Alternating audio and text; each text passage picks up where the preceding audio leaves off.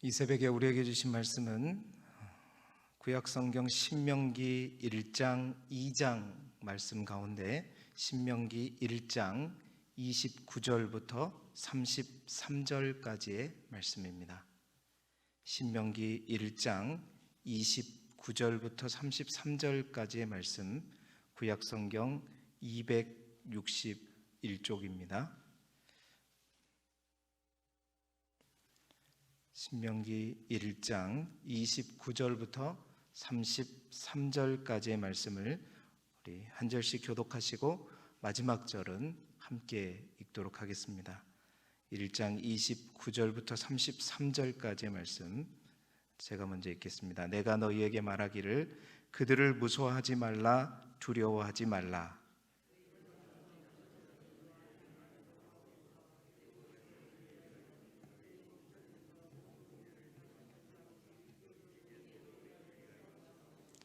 광야에서도 너희가 당하였거니와 사람이 자기의 아들을 아는 것 같이 너희 하나님 여호와께서 너희가 걸어온 길에서 너희를 안으사 이곳까지 이르게 하셨느니라 하나.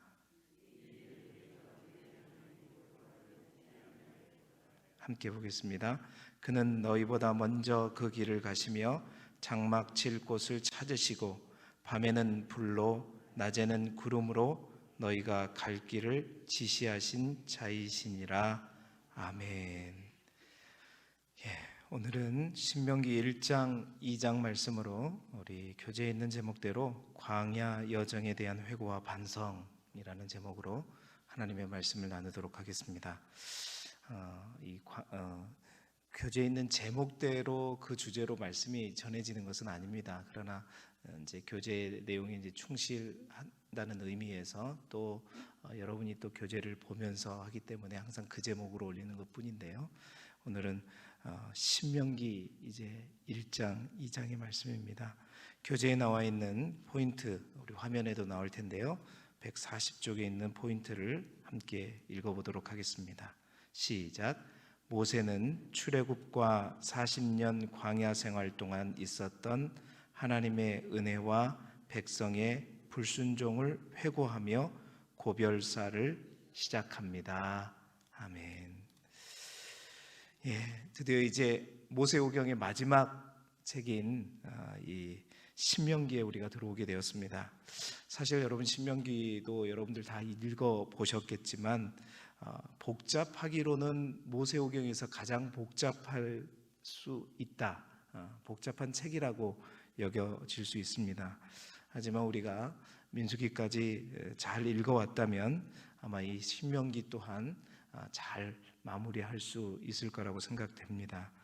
수요일 날에 또 신명기가 어떤 책인지 여러분 정확하게 여러분들에게 최대한 쉽게 보여드릴 텐데요.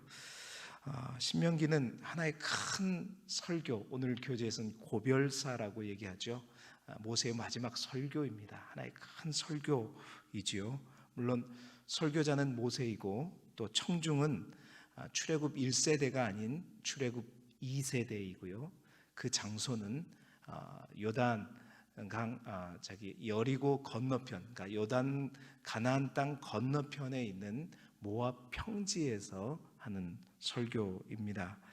그 큰 설교를 자세히 또 세분하게 되면 세 토막으로 나뉘어지는데 그 첫 번째 설교이면서 또한 전체 설교 본론의 이제 서론에 해당하는 부분이 뭐냐면 1장부터 4장까지의 첫 번째 설교의 한 토막입니다. 이 1장부터 4장까지는 모세가 과거의 이스라엘 백성들의 출애굽 역사, 출애굽에 어떤 일이 있었는가라는 과거의 역사를 회고하는 내용으로 기록되어 있지요. 40년의 광야 생활을 사실은 그들이 주가 되어서 보내지는 않았습니다. 출애굽 2세대들은 엄마 아빠가 그 가데스 바네아에서 막 엄청난 사건이 있었을 때 그들은 아마도 아무것도 모르고 요즘으로 말하면 저 사막에서 광야에서 막 공차고 놀았을지도 몰라요.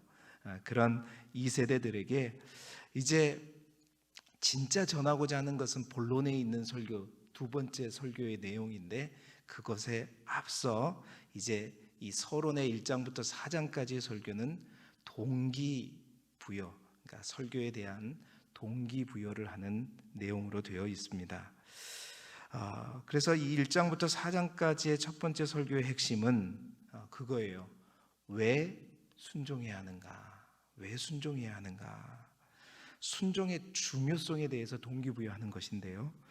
그 가운데 오늘 우리가 읽을 1장, 2장 이 과거의 역사의 회상을 통해서 모세는 순종의 중요성을 이스라엘 백성들에게 어쩌면 광야 40년의 그런 고난의 세월을 보낼 수밖에 없었던 근본적인 원인 제공자가 누구냐면 저 가나안 땅에 있는 아낙 자손이거든요. 가나안 원주민이라고도 불리우고 또한 아모리 족속이라고도 불리우는 그 아낙 자손들, 그 아낙 자손들을 앞에 두고 정말 그들 앞에 순종과 불순종의 어떠한 결과를 가져오는가. 그러니까 그 아낙 자손이라고 하는 대적들을 향해 나아갈 때 하나님의 말씀에 대해서 순종하느냐 불순종하느냐가 그들의 삶과 인생 가운데 과거의 역사 속에서 어떠한 결과를 가져왔느냐를 이제 회상하면서 동기부여를 하고 있는 것입니다. 그 순종을 이제 모세는 이렇게 비유적으로 표현해요. 누가 앞장서느냐? 우리의 행진 가운데, 우리의 삶 가운데 누가 제일 선두에 서느냐에 따라서 달라진다라고 이제 얘기하고 있는 것이죠. 무엇이 가장 앞장서서 갔었는가? 특히 가데스 바네아에서 있었던 그 사실들을 회고하면서 우리 인생 가운데는 이제 너희들에게는 뭐가 가장 앞장서야 되는가?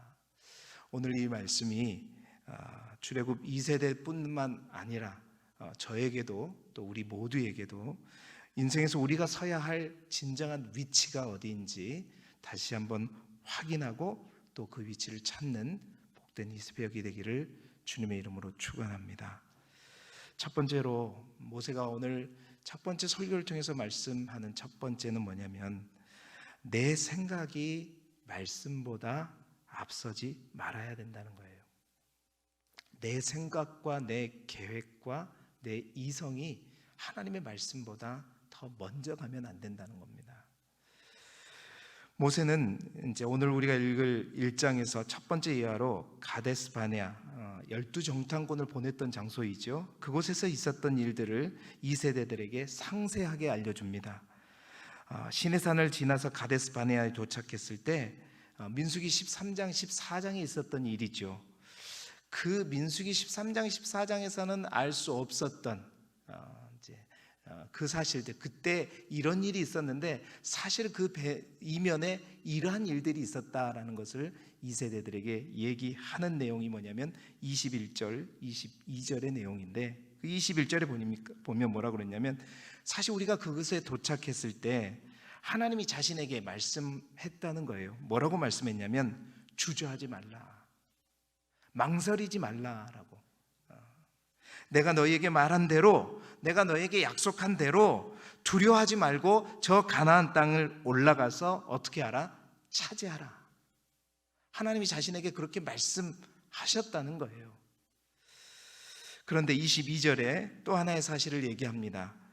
그 당시 그런데 이제 차지하러 가라고 말씀하셨는데 갑자기 이스라엘 많은 백성들이 다 자기 앞에 오더라는 거예요. 오더니 뭐라고 얘기하냐면 우리가 사람을 우리보다 먼저 보내가지고 우리를 위해서 그 땅을 정탐하고 그래서 우리가 어떤 길로 어느 길로 가야 될지 또 어느 성읍을 들려야 되는 것인지 함께 알아보고 가자라고 온 백성이 와서 자기 앞에 제안을 하더라는 거예요. 물론 이 내용은 민수기 13장 14장에는 없던 내용입니다. 근데 모세가 생각해 보니까 그래 우리가 가야 된다면 그것도 나쁘지 않다. 모세의 생각에도 나쁠 것 없다고 생각했던 거예요. 그래서 모세는 그때 나도 그 말을 좋게 여겼다라고 얘기하고 있지요. 그래서 12명을 선택해서 그 땅에 보냈다는 거예요. 보세요. 하나님께서 두려워하지 말고 올라가서 차지하라고 했지만 우리 생각에도 철저하게 확인해보고 준비해보고 경험해보고 가는 거 나쁘지 않다. 그래서 그들이 알고 싶었던 거, 어느 성읍이었든지 어떤 길로 가야 되는지 하나님이 말씀하셨지만 철저하게 두드려보고 확인해보고 가는 거, 이거 좋은 것 같다, 이렇게 생각했다는 거죠. 그런데 바로 거기에서부터 어긋나기 시작했다는 겁니다. 여러분, 만약에 우리가 모세였다면, 제가 모세였다면 어떻게 했을까 한번 생각해 보시죠. 이런 모습이 사실은 예수를 믿고 하나님의 말씀을 믿는다 하지만 우리들의 삶의 모습은 아닌가라는 생각이 들어졌어요. 모두가 그렇게 생각했죠. 하나님이 말씀하신 거 그래, 우리의 생각에도 확신이 들고 또 뭔가 잡혀야 되잖아요. 어떤 길인지 또 어떤 성읍인지 우리 눈으로 확인하면서 가는 거, 우리도 그렇게 살고 있잖아요. 지극히 합리적이고 이성적이고 모든 사람들이 동의할 수 있는, 그래도 우리 또한 뭔가 주도적으로 뭔가 할 수 있는, 그래서 그들은 철저하게 12명이 가가지고, 이미 제가 설교한 적 있지만 객관적이고 실제적이고 분명한 증거들을 확보해서, 소위 말하는 팩트라고 하는 것들을 정확하게 확보해서 정탐을 했었죠. 그런데 여러분, 그 결과는 어땠습니까? 더 쉬워졌나요? 더 확실해졌나요? 이제 가도 되겠다라는 그런 결론을 내렸었나요? 아니죠. 알면 알수록, 파면 팔수록 더 분명하게 드러나는 것은 자신들의 연약하고 부족한 것뿐이었고, 되려 저 안악자손 거인 족속들의 강함만을 알게 되었던 거죠. 어디와 무엇을 손에 쥐고 싶어 했던 그들의 생각이었지만, 그들의 계획이었지만 그들의 계획대로 되지 않더라. 여러분, 모세의 이 첫 번째 설교가 저에게도 여러분 모두에게도 분명히 말해주는 거 있어요. 우리의 생각이, 우리의 이성이, 우리의 철저한 계획이, 우리의 열심과 노력까지도 어쩌면 하나님의 말씀과 하나님의 약속보다 앞서갈 때 그것이 우리에게 진정한 승리를 보장하지 못한다는 겁니다. 여러분, 때로는요, 이러한 우리의 계획과 우리의 판단과 우리의 선택과 우리의 경험이 승리를 주는 것처럼 여겨질 때도 있어요. 어떨 때냐?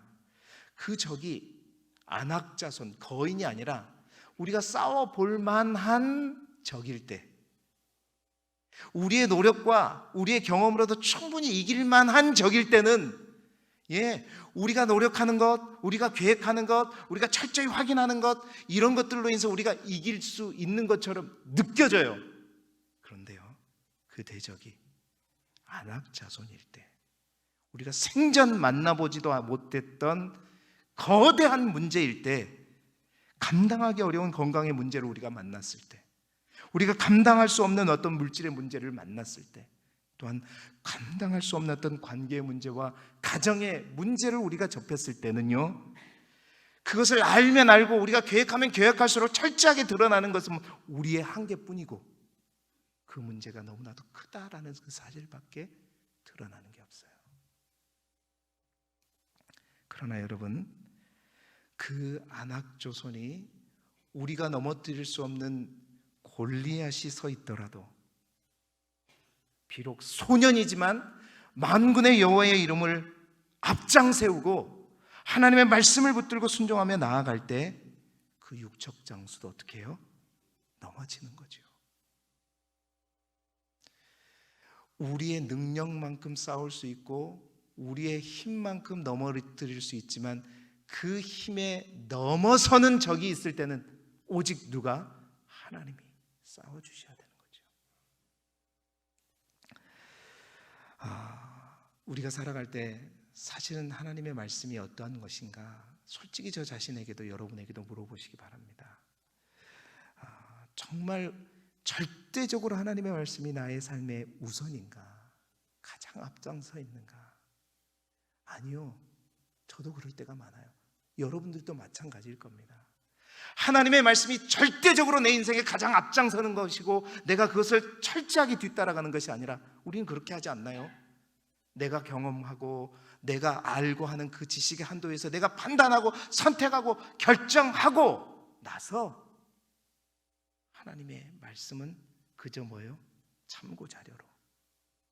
나의 선택이 맞는 것 같네, 하나님도 그렇게 생각하는 것 같네, 그 정도로 생각하고 있지 않느냐는 거죠. 대부분 그렇습니다. 하나님의 말씀이 우리를 이끌어가는 것이 아니라 우리의 생각이, 우리의 판단이, 우리의 이성이, 우리의 논리가 먼저 가고요. 이것은 하나님을 믿고 안 믿고의 문제가 아닙니다. 하나님의 말씀은 그저 항상 나의 생각이 뒤따라오는, 그러니까 안악자손을 만나면 넘어지는 거예요. 하나님의 말씀을 항상 앞세우고 그 말씀에 온전하게 순종하며 따라가는 저와 여러분이 되기를 주님의 이름으로 축복합니다. 이 한 주간이 그 말씀을 앞세우는 한 주간이, 철저하게 앞세우는 한 주간이 되기를 주님의 이름으로 축복합니다. 두 번째로는 내 의욕이 말씀보다 앞서지 말게 하라는 거예요.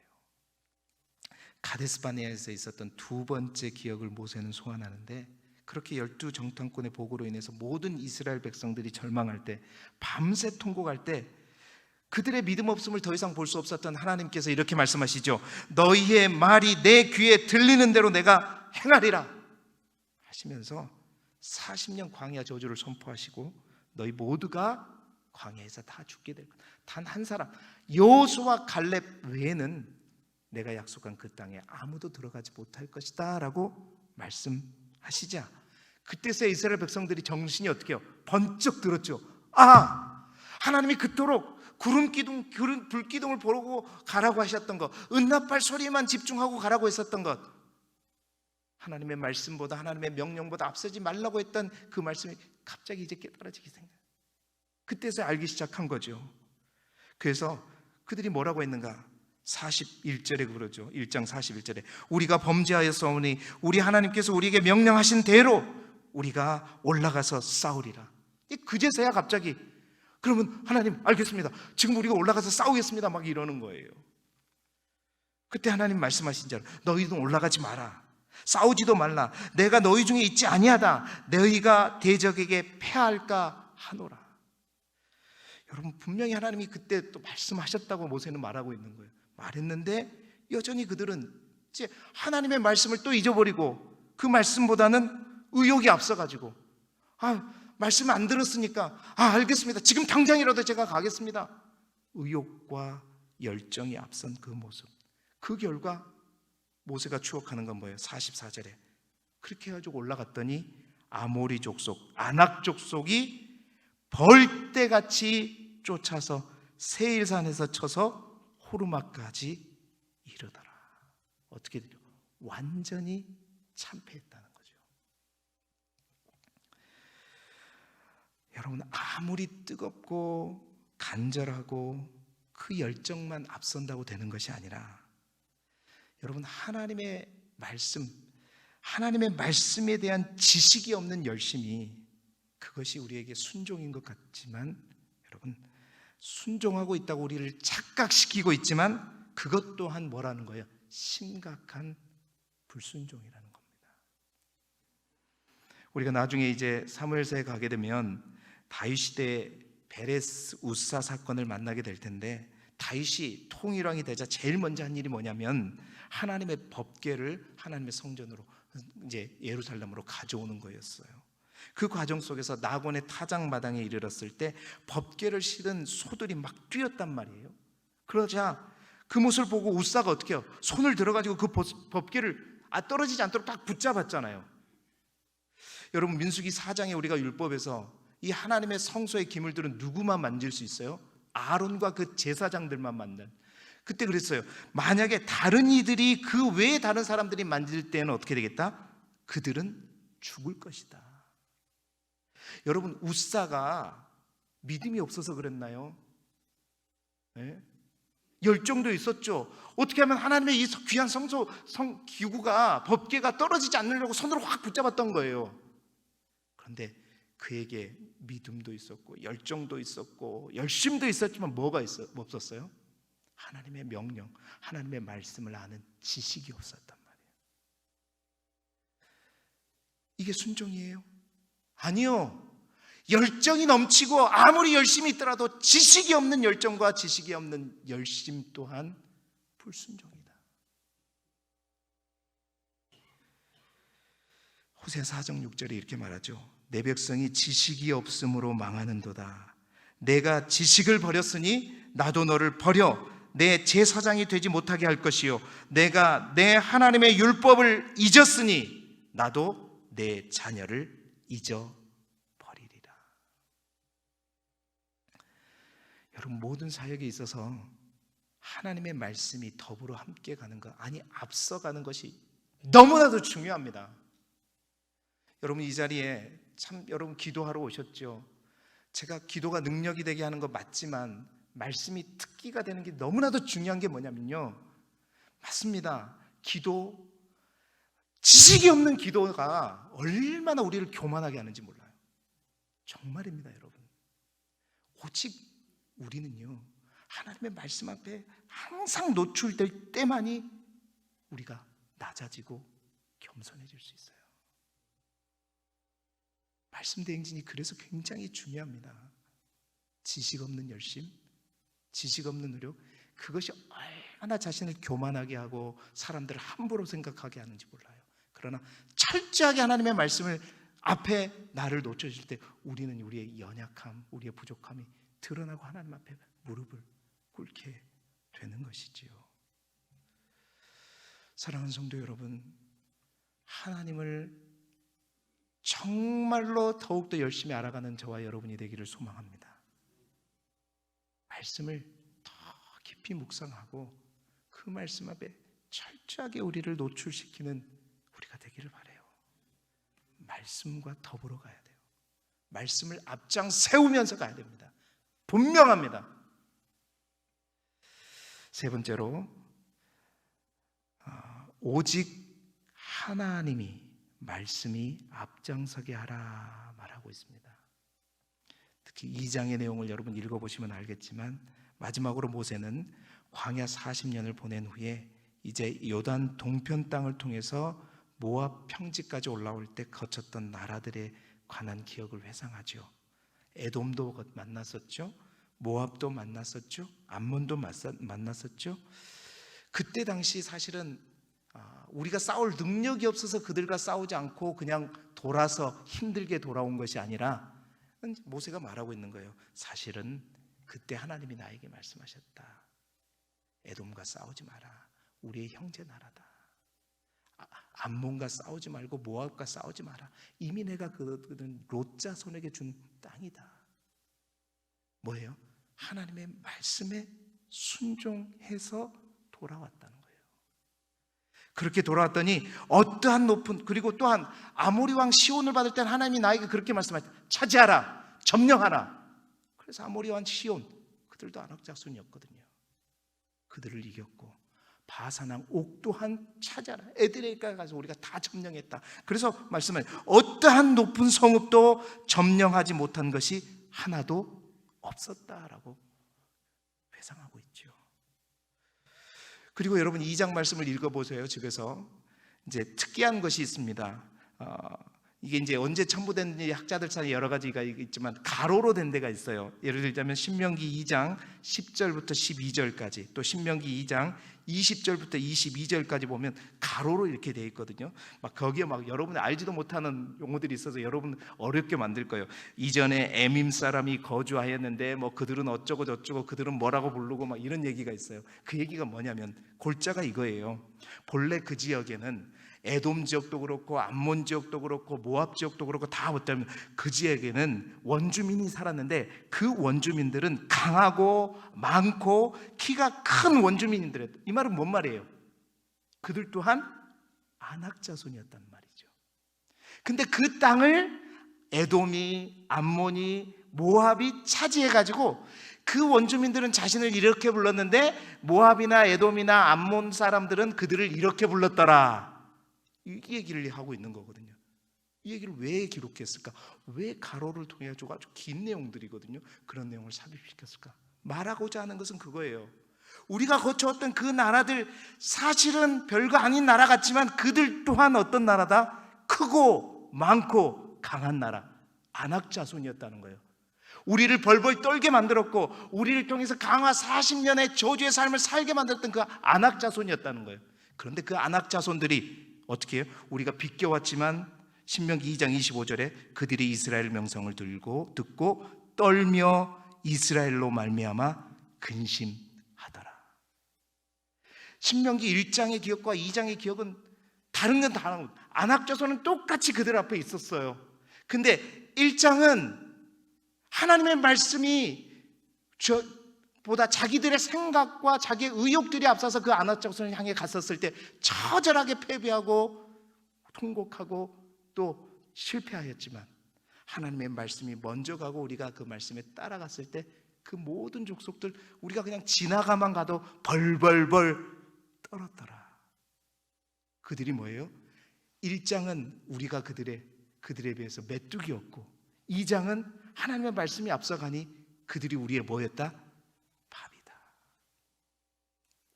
이 세대들에게 그것을 말씀하고 있는 겁니다. 그렇습니다. 여러분, 하나님의 말씀을 앞세워서 순종하며 듣더라가면 수많은 안악 자손들이 다 우리의 밥이다. 왜요? 그 이유를 오늘 우리가 읽었던 말씀에서 얘기하고 있는 거예요. 하나님은 앞서가시는 하나님이시고, 그 하나님이 그냥 앞서가시는 것이 아니라 앞서가셔서 너희를 위해서 싸우시는 하나님이시고, 뿐만 아니라 언제나 너희를 안아주시며 보호하시는 하나님이시다. 사랑하는 성도 여러분, 우리의 생각이, 우리의 이성이, 우리의 열정이, 우리의 노력이 하나님보다, 하나님의 말씀보다 앞서지 않기를 소망합니다. 하나님의 말씀이 우리의 판단에 대한 참고 자료로 멈추는 것이 아니라 절대적인 하나님의 음성으로, 명령으로 여러분 받아들이기를 원하고, 그 말씀에 철저하게 순종하며 나아갈 때 여러분 어떠한 높은 성읍도 다 차지하게 될 것이고, 우리가 가는 곳곳마다 우리가 몰라서 그렇지 안악 자손들이 벌벌 떨며 우리를 만나게 될 거예요. 그 놀라운 승리의 경험을 우리 또한 순종함으로 경험하는 이 하루가 되기를 원하고, 이 한 주간이 되기를 그리스도 예수 이름으로 축복합니다. 기도드리겠습니다.